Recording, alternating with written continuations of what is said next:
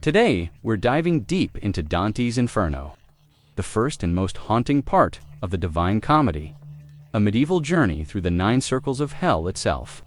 Although this masterpiece has gained recent popularity thanks to adaptations like the 2010 video game and countless modern retellings, Dante's vision is much older and more complex than many realize.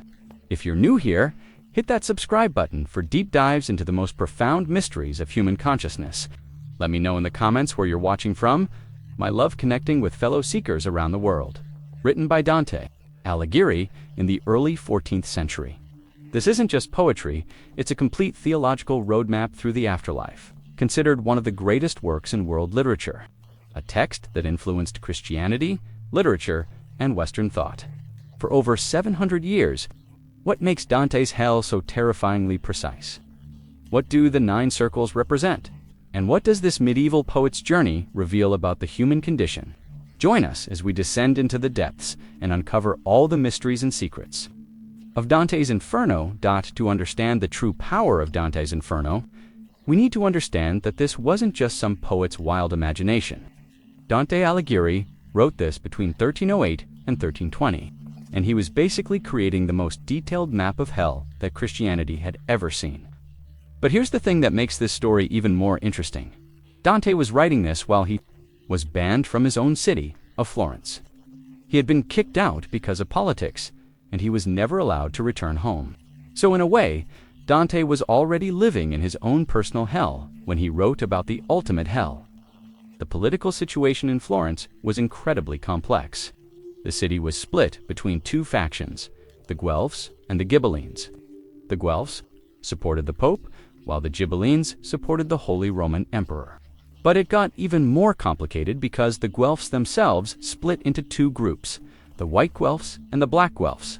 Dante was a White Guelph, which meant he supported the Pope but opposed the Pope's interference in Florence's politics. When the Black Guelphs took control of the city with help from Pope Boniface VIII, Dante was charged with corruption and sentenced to exile. If he ever returned to Florence, he would be burned alive now. Dante didn't just make up this version of hell from thin air. He studied the works of Thomas Aquinas, one of the most important Christian thinkers of all time. Aquinas had spent years figuring out how sin worked and how God's justice operated. He created a system called natural law that said moral truth could be discovered through reason, not just religious revelation. Dante took these ideas and turned them into a story that people could actually visualize. He also drew from older texts like Augustine's City of God and even the Book of Revelation from the Bible. Augustine had written about the city of God versus the city of man, and Dante used this concept to show how earthly politics and spiritual reality were connected. But what Dante did was different from all previous Christian writers. He made hell feel like a real place you could visit, with specific geography and rules. Earlier Christian writers talked about hell in general terms, but Dante gave it precise measurements, specific punishments, and even a kind of twisted logic. He claimed that his journey happened during Easter week in the year 1300, when he was exactly 35 years old, the middle of a human life, according to the Bible's promise of 70 years. Here's something most people don't know. Dante claimed he actually visited hell, not in a dream, not in a vision, but as a real journey that happened to him when he was lost in a dark forest. In medieval times, people took these kinds of claims seriously. Religious visions were considered proof of divine favor, and Dante positioned himself as someone chosen by God to witness and report on the afterlife. This gave his work enormous authority. Popes and church leaders read his work and used it to teach people about what awaited them after death. The poem became so influential that it was used in sermons carved into church walls, and even performed as street theater. But Dante also used his hell as a way to get revenge on his enemies. Throughout the 9 circles, he placed real people. He knew politicians who had wronged him, church leaders he disagreed with, and even people who were still alive when he wrote the poem. Pope Boniface VIII, who had exiled Dante, gets a special mention as someone destined for hell, even though he was still alive when Dante wrote the poem. Imagine writing a story where you put your enemies in eternal torture, and then having that story become one of the most important books in Christian history. That's exactly what Dante did. His hell became so influential that it shaped how Christians thought about the afterlife for centuries. And many of the images we associate with hell today, like the different levels of punishment, come directly from Dante's imagination. Now let's talk about what Dante's hell actually looks like. Because this isn't your typical fire and brimstone situation. Dante designed hell like a massive upside-down cone buried deep inside the earth with 9 separate levels getting smaller as you go down. The entire structure was created when Satan fell from heaven and crashed into the earth, his impact creating this enormous crater. At the very entrance, there's an inscription that every person who has ever read this poem remembers. "Abandon all hope. The who enter here." Those words have been quoted in movies, books, and even tattooed on people for over 700 years. But here's where it gets really interesting. Each circle of hell has its own climate and landscape that perfectly matches the sins being punished there. The first circle, called Limbo, is actually pretty peaceful. It's where good people who weren't Christians end up, and it's more like a quiet, sad place than a torture chamber. Dante placed all the great pagan philosophers and poets there, including his guide, Virgil, who wrote the Aeneid. These souls aren't tortured, they just live in eternal sadness because they can never reach heaven. But as you go deeper, things get wild. The second circle has constant hurricane-force winds that blow souls around forever. This is where people who were controlled by lust end up there blown around by the wind, just like they were blown around by their passions in life. Here, Dante meets famous lovers like Paolo and Francesca, who were killed by Francesca's husband. When he found them together, their story is so tragic that Dante actually faints when he hears it. The third circle is a disgusting swamp, where people lie in freezing rain and mud, while a 3-headed dog named Cerberus tears them apart. This is where gluttons are punished people who lived only for physical pleasures. The cold, filthy environment represents how their souls became cold and dirty through excessive consumption. Cerberus, the mythological guardian of the underworld, represents the animal nature that these souls gave into. The fourth circle is where the greedy and the wasteful are punished. They're split into 2 groups that push enormous rocks at each other while screaming about money. The greedy people who hoarded wealth clash eternally with the wasteful people who threw money away. Dante shows us that both extremes, being too attached to money and being careless with it, come from the same spiritual problem. Not understanding the true value of things. The deeper you go, the more creative the torture gets. The fifth circle is a swamp called the Styx, where angry people fight each other underwater, while sullen people gurgle hymns beneath the surface. The sixth circle contains the city of Dis, where heretics are trapped in burning tombs. These aren't just any tombs, they're like furnaces that will burn forever, representing how heretics tried to deny the truth about God and the afterlife. The seventh circle is divided into 3 rings for different types of violence. The first ring is a river of boiling blood, where people who were violent against others are submerged by centaurs with bows and arrows.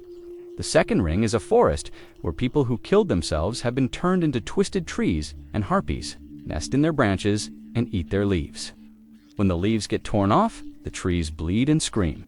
The third ring is a desert of burning sand, where people who were violent against God are tortured by flakes of fire falling from the sky.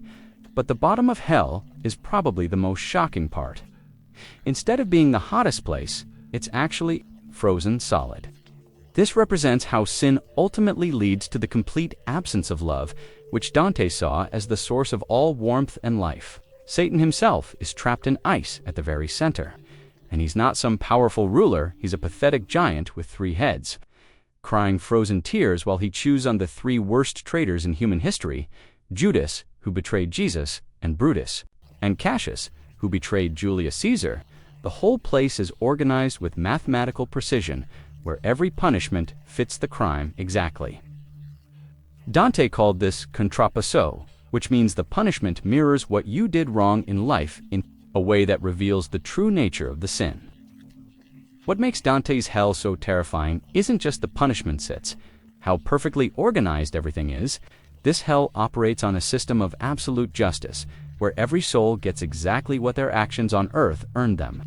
There's no randomness, no unfairness, no chance of appeal. It's like a cosmic court system that never makes mistakes, run by divine wisdom that sees through every excuse and justification. Each circle has its own guardians and demons who specialize in specific types of punishment. There's Minos, who judges. Every soul that enters hell, he's this massive creature with a serpent's tail who determines where you belong by wrapping his tail around his body. The number of coils tells you which circle you're going to. When Minos sees Dante, he tries to warn him to turn back, but Virgil tells him that Dante's journey is willed by divine authority. Then there's Charon, the ferryman who transports souls across the river Acheron. He's ancient and terrible, with eyes like burning coals, and he refuses to take living souls across the river. These aren't just random monsters there, part of a bureaucracy of damnation that runs with perfect efficiency. The demons in hell have supernatural knowledge about every person's sins. They can instantly see through any lie or excuse because they're connected to divine justice itself. In the 8th circle, which is devoted to fraud, there are demons called Malebranche who hunt down corrupt politicians and dip them in boiling tar. These demons are actually pretty clever. They trick people and make deals. But they always follow the rules of hell's justice system. Dante actually gets to witness these demons in action, and they're both terrifying and darkly comic. They have names like Malacoda, Evil Tale, and Scarmaglione, Troublemaker, and they play crude jokes on the sinners while carrying out their duties. But here's something most people miss: hell also has the power to teach. Every punishment reveals something true about human nature. The violent people who hurt others spend eternity drowning in the violence they created. The greedy people who only cared about money are forced to push heavy rocks against each other, forever learning that material wealth is ultimately meaningless. The people who betrayed trust are frozen in ice, cut off from all human connection. Experiencing the ultimate result of breaking the bonds that hold society together, the fraudulent souls in the 8th circle are divided into 10 different ditches, each with its own specific punishment. Seducers are whipped by demons. Flatterers are buried in excrement. Those who sold church positions are buried headfirst in holes with their feet on fire. Fortune tellers have their heads twisted backward, so they can't see where they're going, and corrupt politicians are boiled in tar. Each punishment shows the inner reality of what these people chose to become. Hell strips away all the lies people tell themselves and shows them exactly what their choices really meant. The hypocrites walk around wearing golden robes that are actually made of lead, representing how their false righteousness was really a heavy burden. The thieves are constantly transformed into serpents and back into human form, showing how stealing ultimately destroys your own identity. The evil counselors are trapped in flames that represent how they used their intelligence to mislead others. For someone like Dante, who travels through hell while still alive, the experience becomes a form of education. His guide, Virgil, can protect him from the demons and explain what everything means, but only because Dante is there with divine permission. Virgil represents human reason and wisdom, but he can only go so far, eventually. Dante will need a different guide to reach paradise. The journey teaches him to recognize sin in his own life and understand how moral choices create real consequences. In a way, hell's greatest power is forcing people to see the truth about themselves without the comfortable lies and self-deceptions that make earthly life bearable. Now here's where things get really deep. Dante's hell isn't just about punishment, a map of the human soul and all the ways we can get lost in life. Each circle represents a different kind of moral failure, arranged from least serious to most serious according to a very specific system. Dante divided sins into 3 main categories: incontinence, lack of self-control, violence, and fraud. The deeper you go, the more the sin involves the misuse of specifically human qualities like reason and free will. The journey down through hell symbolizes the process of honest self-examination that every person must go through to achieve real spiritual growth. Most people spend their lives avoiding uncomfortable truths about themselves. But Dante's poem says that real growth requires going down into the darkness and seeing what's really there. The descent represents every person's need to confront their shadow side, their capacity for selfishness, violence, and betrayal. Each circle connects to universal human experiences that go far beyond the specific sins being punished. The lustful people in the 2nd circle aren't just talking about sexual sin, they represent anyone who gets swept away by their emotions and loses control of their life. These are people who chose passion over reason, feeling over thinking, immediate gratification over long-term consequences. The gluttons aren't just about overeating, they're about any kind of excessive consumption that numbs us to spiritual reality. In Dante's time, gluttony was seen as a form of spiritual laziness, where people became so focused on physical pleasure that they forgot about their souls. The violent people in the seventh circle represent different ways that humans can turn their will toward destruction. Those who were violent against others chose to solve problems through force rather than justice or mercy. Those who were violent against themselves, the suicides, chose to destroy the gift of life that God had given them. Those who were violent against God chose to reject the source of all goodness and meaning in the universe. Each form of violence represents a different way of choosing destruction over creation. But here's the key insight that makes this more than just a scary story. Hell represents the natural consequences of choosing separation from love and truth. Dante believed that sin isn't just breaking rules, it's damaging your own soul and cutting yourself off from real connection with others and with God. The punishments aren't arbitrary revenge, they're showing people what they've already chosen to become. The angry people are stuck in mud because anger makes the soul ugly and dirty. The heretics are trapped in burning tombs because they chose to close their minds to truth, the frozen bottom of hell. Where Satan is trapped represents the final result of pure selfishness, complete isolation, and powerlessness. Satan, who wanted to be like God, ended up as the most pathetic creature in existence. He's not a powerful ruler of hell, he's a prisoner, trapped in ice, unable to escape or even speak clearly because his mouth is full of traitors.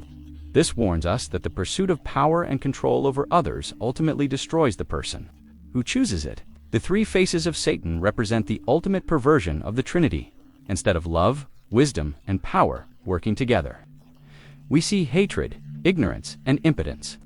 But remember, Dante is making this journey while still alive, which means it's not too late to learn from what he sees and choose differently. The entire poem is structured as a journey of redemption, where the descent into hell is just the first step. You can't climb up toward heaven until you've first gone down and seen what you're climbing away from. Now let's talk about how Dante's hell found new life in modern times, especially through the 2010 video game adaptation that turned this medieval poem into an action-packed adventure. The game, simply called Dante's Inferno, takes some pretty big creative liberties with the original story, but it captures something important about why Dante's vision still matters today. In the video game, Dante isn't just a lost poet. He's a crusader knight who has committed terrible sins during the Third Crusade. The game begins with Dante returning home from the Holy Land to find that his father has been murdered and his beloved Beatrice has been killed and taken to hell.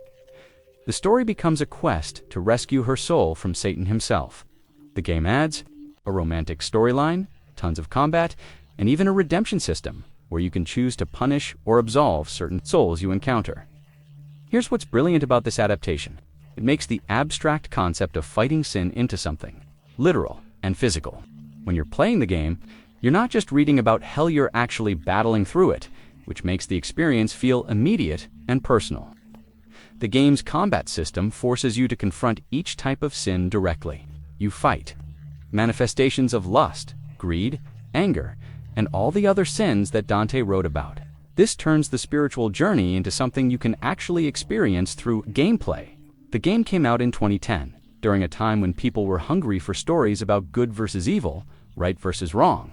We live in a world where everything feels gray and complicated, where it's hard to know what's right anymore.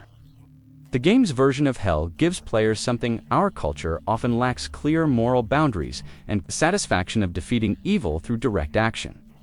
Each circle becomes a level to beat. Each demon becomes a boss to overcome. There's something deeply satisfying about having clear enemies and knowing that you're fighting for something good. But here's where it gets interesting from a psychological perspective. The game's combat system actually mirrors what Dante's original poem was trying to do. It forces you to confront evil directly rather than running away from it. In the original, Dante has to walk through every circle and see every punishment to understand the full scope of human moral failure. You have to fight through every level to rescue what you love most. Both versions require facing darkness head-on, rather than pretending it doesn't exist. The game also preserves one of Dante's most important insights, that evil is often disguised as something attractive. Many of the demons in the game are seductive, or offer you easy paths that turn out to be traps. The Queen of Hell, for example, appears as a beautiful woman who tries to seduce Dante away from his mission. This reflects the original poem's warning that sin often appears appealing at first, but leads to destruction. The interactive nature of the game makes this lesson more powerful because you experience the consequences of your choices directly. Particularly clever about modern adaptations like this is how they make medieval theology accessible to people who might never pick up a 700-year-old poem. The game introduces players to concepts like divine justice, the hierarchy of sins, and the idea that moral choices have eternal consequences. It does this through gameplay rather than preaching, which means the lessons stick with you long after you finish playing. The game also updates Dante's political commentary for a modern audience. In the original poem, Dante put his political enemies in hell as a way of commenting on the corruption he saw in his own time. The game does something similar by showing how war and violence corrupt even those who think they're fighting for good. Dante's character in the game is a crusader who committed atrocities in the name of Christianity, and his journey through hell forces him to confront what he's become. But perhaps most importantly, the game preserves the original's message about redemption. Even though Dante has done terrible things, the game shows that it's never too late to choose differently. The redemption system in the game, where you can choose to forgive rather than punish, reflects the original poem's belief that mercy is more powerful than justice. The game's ending, where Dante finally reaches Beatrice and they ascend toward heaven together, maintains the hope that drives the entire Divine Comedy. The success of adaptations like this video game shows that people are still hungry for stories about moral struggle and redemption. We may live in a secular age, but we still need narratives that help us understand the difference between right and wrong, and that give us hope that we can overcome our worst impulses. Dante's Hell, whether in medieval poetry or modern gaming, provides exactly that kind of story. When we step back and look at Dante's complete vision, what we're really seeing is a mirror held up to human nature itself. Dante's Hell reveals something that our modern world desperately needs to remember, that our choices matter, that actions have consequences, and that moral truth exists even when it's uncomfortable to face. The reason Dante's Inferno has survived for over 700 years isn't just because it's a great poem.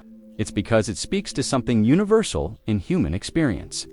Our need to understand the difference between right and wrong, and our fear of what happens when we choose wrongly. In a time when many people feel lost in moral confusion, Dante's clear vision of justice offers something our souls crave: the assurance that the universe has moral order. What makes Dante's journey so powerful is that it doesn't end in hell. The Inferno is just the first part of a longer story that takes him through purgatory and eventually to paradise. The descent into hell isn't the destination, it's the necessary first step toward redemption. This reflects a deep truth about human growth. We can't become better people until we honestly face the ways we've failed. The parallel between Dante's medieval world and our contemporary struggles is striking. He lived through political chaos, social upheaval, and personal loss, much like what many people experience today. He was exiled from his homeland, betrayed by his friends, and forced to wander as a stranger in foreign lands. Yet from this experience of personal hell, he created a vision of ultimate hope and redemption. Dante's Hell reminds us that the capacity for both good and evil exists within every human heart. But recognition of our flaws is the first step toward transformation. The poem suggests that the worst thing about hell isn't the physical punishments. It's the spiritual blindness that prevents people from seeing what they've become. The souls in hell are trapped not just by external forces, but by their own choices to remain locked in patterns of selfishness and destruction. Perhaps most importantly, Dante's vision suggests that even the worst human failures aren't the end of the story if we're willing to do the hard work of change. The fact that Dante makes his journey while still alive means that transformation is still possible. The descent into hell becomes a form of education that prepares the soul for the ascent toward heaven. This gives us hope that no matter how lost we feel, no matter how many mistakes we've made, it's never too late to choose a different path. If you've found yourself drawn into Dante's dark vision and want to continue this journey through the afterlife, make sure to like this video and subscribe to Sigil Sanctum. We're dedicated to exploring the profound stories and spiritual insights that have shaped human consciousness for centuries. Next week, we'll continue our exploration of the Divine Comedy with Dante's ascent through purgatory in Part 2, where we'll discover how souls can escape the consequences of sin and begin their journey toward redemption. We'll see how Dante transforms from a lost man wandering in a dark forest to someone capable of climbing the mountain of spiritual growth. We'll explore the 7 terraces of purgatory, meet the souls who are actively working to purify themselves, and discover what it really means to choose transformation over stagnation. I'd love to hear your thoughts on Dante's vision in the comments below. Have you ever read the Divine Comedy? What do you think about the idea that we need to descend into darkness before we can ascend to light? And what aspects of Dante's hell do you find most relevant to modern life? Until then, remember that every descent into darkness is an opportunity to choose the light. Thanks for joining us on this journey through the depths. May your own path lead ever upward.